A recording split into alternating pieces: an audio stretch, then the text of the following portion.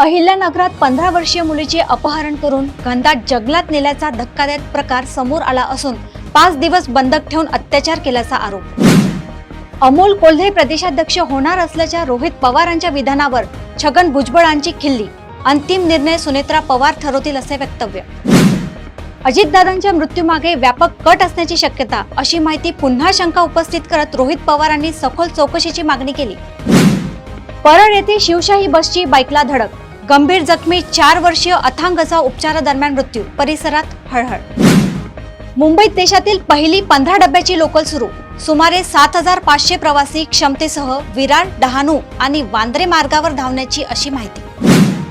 सलमान खान लीलावती रुग्णालयातील डॉक्टरांवर नाराज असल्याची चर्चा सुरू असून वडील सलीम खान यांच्या प्रकृतीबाबत माहिती देण्यास नकार दिल्याचे वृत्त आहे।